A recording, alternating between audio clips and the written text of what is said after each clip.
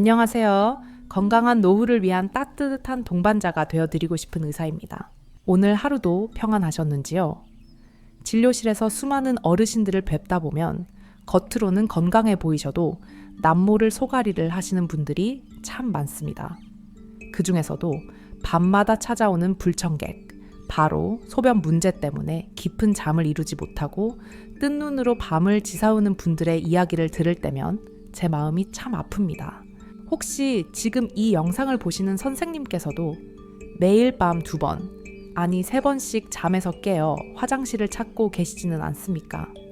간신히 잠이 들만하면 아랫배가 묵직해지고 참을 수 없는 요의가 느껴져 따뜻한 이불 속을 빠져나와야만 하는 그 고통, 겪어보지 않은 사람은 절대 알 수 없는 괴로움입니다. 많은 분들이 나이가 들면 당연히 생기는 증상이라 여기고 체념하십니다. 늙으면 잠이 없어지는 법이지, 방광도 늙어서 그러려니 하며 넘기시곤 하죠.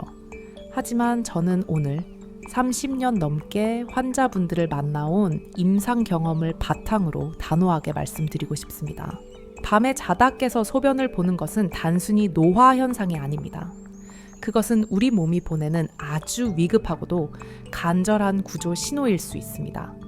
그리고 이 신호를 무시하면 단순히 잠을 설치는 것을 넘어 낙상으로 인한 골절이나 심혈관 질환, 심지어는 우울증과 치매의 위험까지 높일 수 있다는 사실을 꼭 기억하셔야 합니다. 하지만 너무 걱정하거나 두려워하실 필요는 없습니다. 오늘 제가 알려드릴 이야기는 복잡한 수술이나 비싼 약에 대한 것이 아닙니다. 우리가 매일 마주하는 식탁 위, 그 중에서도 무심코 먹었던 음식들을 조금만 바꿔도 기적 같은 변화를 만들 수 있기 때문입니다. 특히 오늘은 선생님의 지친 방광을 달래주고 끊어진 잠을 다시 이어줄 놀라운 과일 이야기를 준비했습니다. 본격적인 해결책을 말씀드리기 전에 도대체 왜 밤마다 이런 일이 벌어지는지, 우리 몸속에서 일어나는 변화를 먼저 이해하셔야 합니다. 적을 알고 나를 알아야 100번 싸워 100번 이긴다는 말처럼 내 몸을 알아야 이 지긋지긋한 야간요와의 전쟁에서 승리할 수 있습니다. 의학적으로 하룻밤에 1회 이상 소변을 보기 위해 잠에서 깨는 것을 야간요라고 부릅니다. 대한벤뇨장애 요실금학회의 통계에 따르면 60살 이상 어르신 10분 중 6분 이상이 이 증상을 겪고 계십니다. 결코 선생님 혼자만의 고민이 아니라는 뜻이지요. 그렇다면 낮에는 괜찮다가 왜 하필 밤에만 소변이 마려운 걸까요? 여기에는 아주 정교한 우리 몸의 원리가 숨어 있습니다. 첫 번째 원인은 중력과 수분의 관계입니다. 낮 동안 우리가 서 있거나 앉아서 활동할 때 중력은 우리 몸의 수분을 다리 쪽으로 끌어내립니다. 저녁 때가 되면 발이 퉁퉁 붓거나 양말 자국이 선명하게 남는 것을 보신 적이 있으실 겁니다. 그게 다 하체로 쏠린 수분 때문입니다. 그런데 밤이 돼 자리에 누우면 어떻게 될까요? 다리에 고여있던 수분이 다시 상체로 이동하면서 혈관을 타고 신장, 즉 콩팥으로 흘러 들어갑니다. 콩팥은 갑자기 늘어난 수분을 감지하고 이를 소변으로 만들어 배출하려 부지런히 움직입니다. 그래서 누워있을 때 소변이 더 자주 마려운 것입니다. 두 번째 원인은 호르몬의 변화입니다. 젊었을 때는 뇌에서 항인효 호르몬이라는 물질이 충분히 나와서 밤 동안에는 콩팥이 소변을 적게 만들도록 명령합니다. 덕분에 8시간, 9시간을 자도 화장실에 가지 않을 수 있었던 거죠.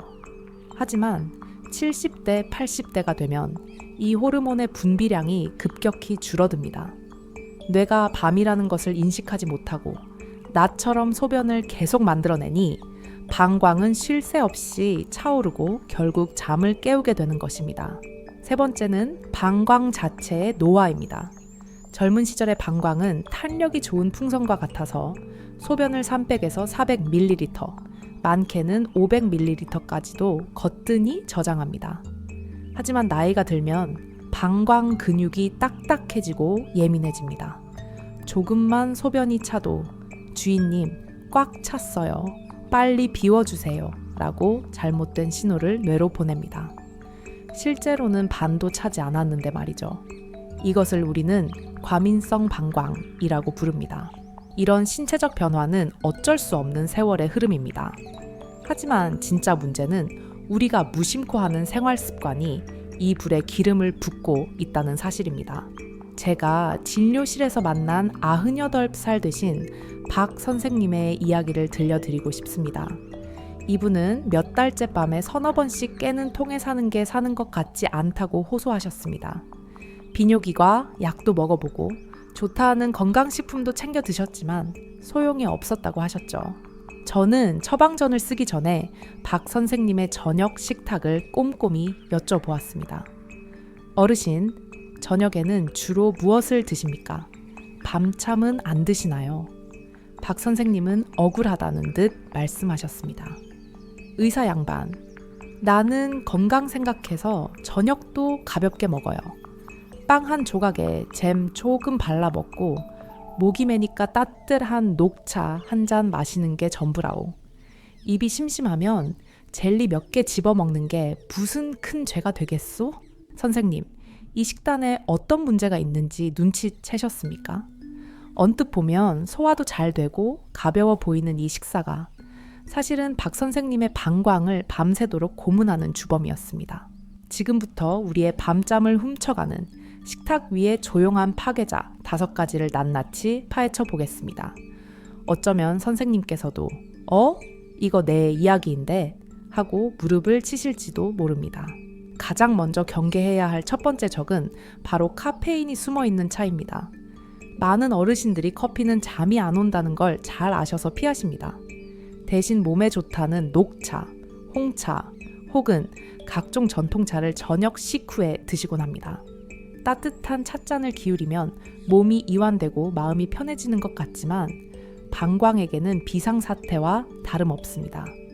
차십에 들어있는 카페인은 아주 강력한 이뇨제입니다. 카페인은 콩팥을 자극해서 강제로 수분을 배출하게 만듭니다. 게다가 방광 근육을 예민하게 만들어 소변을 참지 못하게 하죠. 저녁 7시 이후에 마시는 차 한 잔은 새벽 2시에 반드시 화장실을 가게 만드는 예약 티켓이나 마찬가지입니다. 두 번째 적은 건강을 가장한 과일의 배신입니다. 저녁에 과일 먹으면 좋다라고 생각해서 식사 후에 귤, 오렌지, 포도 같은 과일을 챙겨 드시는 분들이 많습니다. 특히 당뇨 걱정 때문에 밥을 적게 드시고 대신 과일로 배를 채우시는 경우도 있죠. 하지만 저녁에 먹는 수분이 많고 신맛이 나는 과일은 독이 될 수 있습니다. 귤이나 오렌지 같은 산성 과일은 방광 점막을 직접적으로 자극합니다. 마치 상처 난 곳에 식초를 뿌리는 것과 비슷합니다. 예민해진 방광은 아주 적은 양의 소변에도 통증을 느끼거나 강한 요일을 느끼게 됩니다. 또한 과일 속의 당분은 혈액을 끈적하게 만들고 우리 몸은 이 당분을 희석시키기 위해 갈증을 유발해 물을 더 마시게 만듭니다. 결국 물 마시고 화장실 가고 또 목말라서 물 마시는 악순환이 밤새 이어지는 것입니다. 세 번째는 보이지 않는 소금, 나트륨입니다. 한국인의 밥상에서 국과 찌개는 빠질 수 없죠. 하지만 저녁에 드시는 뜨끈한 국물은 소금물이나 다름없습니다. 소금의 주성분인 나트륨은 물을 끌어당기는 자석과 같습니다. 저녁 식사 때 짠 찌개나 젓갈, 김치를 많이 드시면 우리 몸은 그 염분 농도를 맞추기 위해 수분을 몸 밖으로 배출하지 않고 꽉 붙잡아 둡니다. 그렇게 몸속에 갇혀있던 수분은 언제 배출될까요? 네, 맞습니다. 선생님께서 자리에 누워 주무시는 그 순간 콩팥이 일을 하면서 엄청난 양의 소변으로 쏟아져 나오는 것입니다. 나는 국물은 안 먹고 건더기만 먹어 라고 하셔도 이미 건더기에 배어든 소금기만으로도 충분히 야간뇨를 유발할 수 있습니다. 네 번째는 숙면을 방해하는 술 한 잔의 유혹입니다. 잠이 안 온다며 주무시기 전에 약주 한 잔, 와인 한 잔 하시는 분들 계시죠? 술을 마시면 금방 잠이 드는 것 같지만 그것은 마취된 것이지 숙면이 아닙니다. 알코올은 뇌를 속여 잠들게 하지만 콩팥의 기능을 망가뜨려 소변량을 평소보다 2배, 3배 늘리게 만듭니다. 또한 알코올이 분해되면서 생기는 독성 물질은 목을 마르게 하고 자율신경계를 교란시켜 깊은 잠을 방해합니다. 술 깨서 화장실 갔다가 다시 잠들지 못해 뜬 눈으로 새벽을 맞이하는 경우가 바로 이 때문입니다. 마지막 5번째는 의외의 복병, 저녁 약입니다. 혹시 고혈압 약을 드시고 계신가요? 많은 고혈압 약에는 혈압을 낮추기 위해 수분을 배출시키는 이뇨제 성분이 들어있는 경우가 많습니다. 만약 이 약을 저녁 식사 후에 드신다면 밤새 화장실을 들락거릴 수밖에 없습니다. 물론 약은 의사의 지시에 따라 드셔야 하지만 만약 야간뇨가 너무 심하다면 담당 주치의 선생님과 상의해서 약 먹는 시간을 아침으로 바꾸는 것만으로도 큰 효과를 볼 수 있습니다. 여기까지 들으시고 아이고 그럼 도대체 저녁에 뭘 먹으란 말이냐, 물도 마시지 말고 굶으란 말이냐 하며 한숨 쉬시는 분들이 계실 것 같습니다. 하지만 너무 걱정하지 마십시오. 제가 서두에 말씀드렸듯 자연은 우리에게 병을 주기도 하지만 확실한 치료제도 함께 주었습니다. 피해야 할 음식이 있다면 반대로 우리 방광을 토닥여주고 튼튼하게 만들어주는 고마운 음식들도 분명히 존재합니다. 특히 제가 오늘 소개해드릴 3가지 과일은 단순히 몸에 좋은 것을 넘어 비뇨기과 의사로서 자신있게 권해드리는 천연 방광 안정제입니다. 이 과일들은 수분을 보충해주면서도 소변을 자주 보게 만들지 않고 오히려 콩팥의 기능을 도와 편안한 잠을 선물해 줄 것입니다. 그 놀라운 과일이 무엇인지, 그리고 어떻게 먹어야 약이 되는지 다음 이야기에서 아주 구체적으로 알려드리겠습니다. 준비되셨다면 계속해서 귀를 기울여 주세요. 오래 기다리셨습니다. 그럼 이제부터 선생님의 밤을 평화롭게 지켜줄 자연이 선물한 3가지 보석 같은 과일 이야기를 시작하겠습니다. 지금 말씀드릴 이 과일들은 단순히 맛있는 간식이 아닙니다. 우리가 앞서 살펴본 나쁜 식습관으로 지친 방광을 달래고 과도하게 예민해진 신경을 이완시켜주는 훌륭한 치료 보조제입니다. 종이와 펜이 있으시다면 적어두셔도 좋습니다. 첫 번째 주인공은 바로 시원하고 달콤한 배입니다. 우리 한국 배는 예로부터 기관지에 좋다고 알려져 있지만 사실 비뇨기과 의사들이 방광 건강을 위해 가장 추천하는 과일 중 하나라는 사실은 잘 모르셨을 겁니다. 배가 야간뇨에 탁월한 이유는 크게 2가지입니다. 첫째, 배에는 칼륨이라는 성분이 아주 풍부하게 들어있습니다. 아까 제가 저녁에 드시는 짠 국물이 몸속에 수분을 가둬둔다고 말씀드렸지요.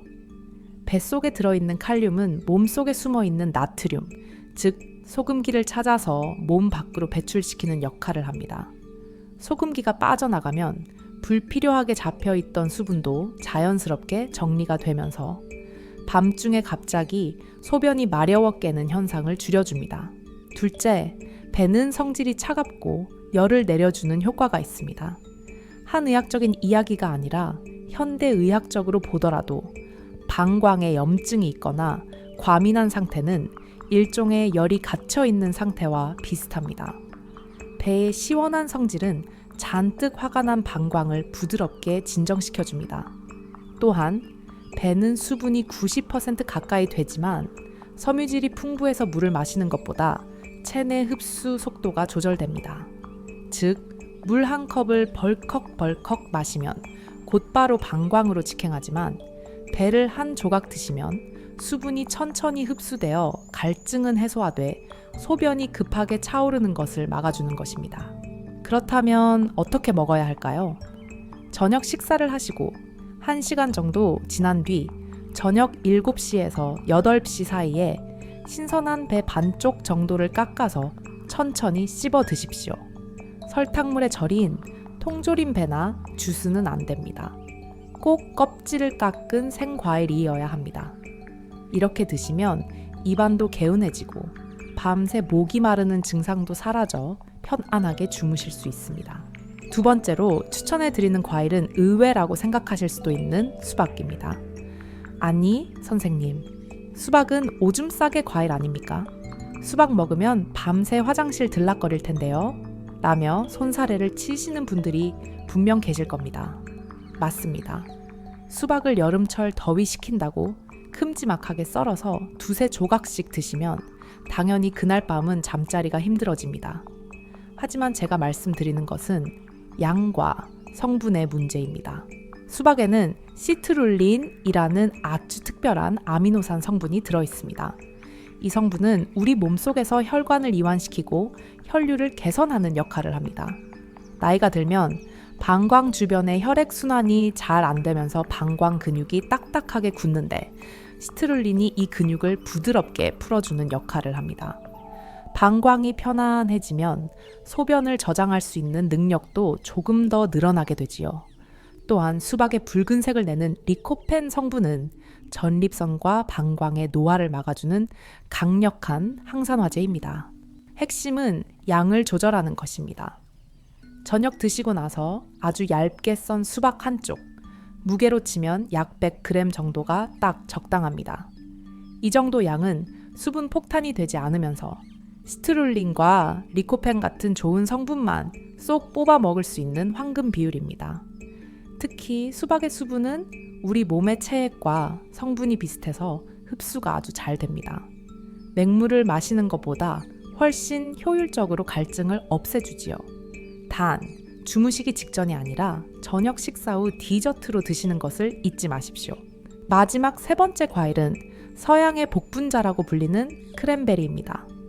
혹시 소변을 보실 때 따끔거리거나 소변을 보고 나서도 개운하지 않은 잔뇨감이 있으신가요? 그렇다면 크랜베리가 정답입니다. 나이가 들면 면역력이 떨어지면서 방광 안에 나쁜 세균이 살기 좋은 환경이 됩니다. 뚜렷한 병이 없어도 늘 약한 염증 상태가 지속되는데 이것이 방광을 계속 자극해서 화장실 가라는 가짜 신호를 보내게 만듭니다. 크랜베리에 들어있는 프로안토시아니딘이라는 성분은 정말 놀랍습니다. 이 성분은 대장균 같은 나쁜 세균들이 방광벽에 달라붙지 못하게 막아주는 코팅막 역할을 합니다. 세균이 자리를 잡지 못하고 소변과 함께 미끄러져 나가버리니 방광은 깨끗하고 건강한 상태를 유지할 수 있게 되죠. 실제로 요로 감염이 잦은 어르신들에게 크랜베리를 꾸준히 드시게 했더니 야간뇨 횟수가 눈에 띄게 줄어들었다는 연구 결과도 아주 많습니다. 크랜베리는 생과일로 구하기가 쉽지 않으니 시중에서 파는 건조 크랜베리나 무설탕 주스를 활용하시면 됩니다. 건조 크랜베리는 설탕이 많이 묻어있지 않은 것을 골라 하루에 한 줌 정도, 밥 숟가락으로 하나 정도 양을 꼭꼭 씹어 드십시오. 주스로 드실 때는 원액을 소주 잔으로 한 잔 정도 따라서 물에 희석해 드시면 좋습니다. 시간은 오후 5시 반에서 7시 사이가 가장 좋습니다. 자, 이렇게 배, 수박, 크랜베리 3가지를 소개해 드렸습니다. 이 과일들을 한꺼번에 다 드시라는 것이 아닙니다. 선생님의 입맛과 상황에 맞춰 하나씩 시도해 보시면 됩니다. 예를 들어 월요일과 수요일에는 배 반쪽을 드셔보시고 화요일과 목요일에는 수박을 얇게 한 쪽 드셔보십시오. 그리고 주말에는 크랜베리를 간식처럼 드시는 겁니다. 이렇게 하시면서 내 몸이 어떻게 반응하는지, 오늘 밤은 몇 번 깼는지 한번 관찰해 보세요. 하지만 좋은 음식을 먹는 것만큼이나 중요한 것이 있습니다. 바로 언제, 어떻게 잠들 준비를 하느냐 하는 것입니다. 아무리 좋은 배를 먹고 크랜베리를 먹어도 잠들기 직전에 물을 벌컥벌컥 마시거나 스마트폰을 보며 늦게까지 깨어 있다면 아무 소용이 없습니다. 그래서 제가 병원에서 환자분들에게 숙제처럼 내드리는 기적의 5단계 수면 루틴이 있습니다. 돈 드는 것도 아니고 어렵지도 않습니다. 오늘 밤부터 당장 따라 하실 수 있는 아주 구체적인 방법입니다. 이 루틴만 잘 지키셔도 일주일 안에 내가 어제는 한 번밖에 안 깼네 하는 기분 좋은 아침을 맞이하실 수 있을 겁니다. 그 구체적인 실천 방법 지금 바로 이어서 설명해 드릴 텐데 준비되셨습니까? 단순히 듣고 흘리지 마시고 오늘 밤부터 내 몸을 위해 하나씩 실천해 보시길 간절히 바랍니다. 선생님의 편안한 밤을 위한 마지막 퍼즐 조각이 다음 이야기에 담겨 있습니다. 자, 이제 메모하실 준비가 되셨나요? 병원에서 약을 처방하는 것보다 더 중요하게 강조하는 기적의 5단계 수면 루틴을 하나씩 풀어드리겠습니다. 이 방법은 돈이 드는 것도 아니고 부작용도 없습니다. 오직 선생님의 꾸준한 실천만이 필요할 뿐입니다. 첫 번째 단계는 저녁 식사의 골든타임 지키기입니다. 야간요를 고치려면 저녁 식탁부터 바뀌어야 합니다. 핵심은 시간과 내용입니다. 저녁 식사는 잠들기 최소 4시간 전, 늦어도 저녁 7시에서 8시 사이에는 반드시 끝내셔야 합니다. 위장에 음식물이 남아있는 상태로 자리에 누우면 위와 장이 활동하면서 바로 밑에 있는 방광을 자극합니다. 메뉴는 최대한 담백해야 합니다. 소금과 고춧가루는 줄이고 소화가 잘 되는 두부나 익힌 채소 위주가 좋습니다. 예를 들어 삶은 달걀에 호박죽 혹은 따뜻한 콩 요리에 부드러운 나물 반찬 정도가 가장 이상적입니다. 배가 부르다는 느낌이 들 때 숟가락을 놓는 것이 아니라 약간 아쉽다 싶을 때 멈추는 것이 밤새 선생님의 방광을 편안하게 만드는 비결입니다. 두 번째 단계는 수분 섭취의 모래시계 뒤집기입니다. 많은 분들이 하루 종일 물을 안 드시다가 저녁 먹고 나서야 목이 말라 물을 벌컥벌컥 드십니다. 이것은 밤에 오줌을 만들라고 콩팥에게 명령하는 것과 같습니다. 이제부터는 물 마시는 시간을 완전히 앞당기셔야 합니다. 하루에 드실 물의 양이 10컵이라면 그중 8컵은 해가 지기 전인 오후 6시 이전에 다 드십시오. 그리고 저녁 6시부터 8시 사이에는 목만 축이는 정도로 아주 조금만 드시고 저녁 8시 이후에는 약 먹을 때를 제외하고는 물을 드시지 않는 것이 원칙입니다. 만약 밤에 너무 목이 마르거나 입이 바짝바짝 마른다면 물을 마시는 대신 차가운 사과 한 조각을 입에 물고 있거나 알코올이 없는 구강청결제로 입만 헹궈내세요. 이것만으로도 갈증뇌를 속여 잠재울 수 있습니다. 세 번째 단계는 제가 가장 강조하는 이중배뇨 요법입니다. 말이 조금 어렵게 들리지만 아주 간단합니다. 화장실을 2번 가는 것입니다. 보통은 자기 직전에 1번 가고 맙니다. 하지만 나이가 들면 방광 근육이 약해져서 한 번에 소변을 다 짜내지 못하고 찔끔 남겨두는 경우가 많습니다. 이 남은 소변이 누우면 바로 요일을 느끼게 하죠. 그래서 이렇게 해보십시오. 잠자리에 들기 20분 전에 화장실에 가서 편안하게 볼일을 봅니다.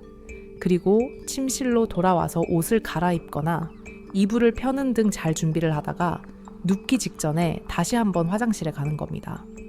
아까 쌌는데 또 나올까 싶으시겠지만 놀랍게도 또 나옵니다. 이렇게 2번에 걸쳐 방광을 완전히 비워내면 밤사이 방광이 차오르는 시간을 획기적으로 늦출 수 있습니다. 이때 중요한 것은 억지로 힘을 주어 짜내지 말고 몸의 긴장을 풀고 자연스럽게 나오도록 기다려주는 것입니다. 네 번째 단계는 방광을 잠재우는 호흡법입니다. 침대에 누우셨다면 이제 방광에게 이제 쉴 시간이야 라고 알려줘야 합니다. 방광은 뇌와 신경으로 연결되어 있어서 선생님이 긴장하거나 스트레스를 받으면 방광도 덩달아 쪼그라듭니다. 천장을 보고 편안하게 누워서 양손을 아랫배에 살포시 올리십시오. 그리고 코로 천천히 숨을 들이마시면서 아랫배가 풍선처럼 부풀어 오르는 것을 느낍니다. 그 다음 입으로 후 하고 아주 천천히 마치 촛불을 끄듯 가늘고 길게 숨을 내뱉습니다. 이때 아랫배가 등 쪽으로 쑥 들어가는 것을 느끼셔야 합니다. 이 심호흡을 5번에서 10번 정도 반복하세요. 이 호흡은 골반 근육의 긴장을 풀어주고 예민해진 방광 신경을 진정시켜 깊은 잠으로 유도하는 스위치 역할을 합니다. 마지막 5번째 단계는 긍정의 주문 걸기입니다. 이게 무슨 의학적인 이야기냐 하시겠지만 실제 임상에서 매우 중요한 부분입니다. 야간요가 있는 분들은 잠자리에 들 때부터 걱정을 하십니다. 오늘 밤엔 또 몇 번이나 깰까? 화장실 가기 싫은데 하는 불안감이 오히려 뇌를 각성시켜 소변을 더 마렵게 만듭니다. 자기 전에 앞서 말씀드린 과일 한 조각을 드시고 호흡을 하시면서 스스로에게 마음속으로 이렇게 말해주세요.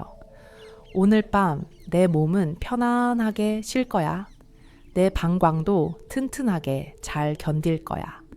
긍정적인 생각은 스트레스 호르몬을 줄여 실제 수면의 질을 높여줍니다. 건강은 하루아침에 이루어지는 기적이 아니라 매일매일 쌓아가는 습관의 결과물입니다. 오늘 제가 말씀드린 식사 조절, 물 마시는 시간, 이중변뇨, 그리고 배와 수박, 크랜베리 같은 좋은 친구들을 곁에 두신다면 선생님의 밤은 분명 달라질 수 있습니다. 물론 오늘 밤 당장 한 번도 안 깨고 주무시지는 못할 수도 있습니다. 우리 몸이 새로운 습관에 적응하는 데는 시간이 필요하니까요. 하지만 하루, 이틀, 일주일이 지날수록 예전에는 3번 깼는데 오늘은 2번 깼네? 어제는 한 번만 가고 푹 잤네? 하는 변화를 느끼시게 될 겁니다. 날씨가 굳거나 여행을 가시거나 컨디션이 안 좋은 날에는 다시 도루묵이 된 것처럼 느껴질 때도 있을 겁니다. 그래도 실망하지 마십시오. 선생님에게는 이제 돌아갈 수 있는 든든한 루틴이 있지 않습니까? 길을 잃어도 지도가 있으면 다시 길을 찾을 수 있듯 이 건강한 습관들이 선생님을 다시 깊은 잠의 세계로 인도해 줄 것입니다. 100세 시대, 오래 사는 것보다 중요한 것은 건강하고 품위 있게 사는 것입니다. 밤새 화장실 걱정 없이 푹 자고 일어나 개운한 아침 햇살을 맞이하는 그 평범한 행복을 선생님께서 꼭 되찾으시기를 진심으로 응원합니다. 오늘 제가 들려드린 이야기가 선생님의 밤을 편안하게 만드는데 작은 도움이 되기를 바랍니다. 혹시 오늘 밤부터 배 반쪽 드셔보시고 2번 화장실 가기를 실천해 보신 뒤에 어떤 변화가 있었는지 나중에라도 들려주시면 좋겠습니다. 선생님들의 생생한 경험담은 저에게도 그리고 비슷한 고민을 가진 다른 분들에게도 큰 힘이 됩니다. 긴 이야기 끝까지 들어주셔서 감사합니다. 오늘 밤은 부디 푹 주무시고 내일 아침 더욱 활기찬 모습으로 눈 뜨시길 기원하겠습니다. 안녕히 계십시오.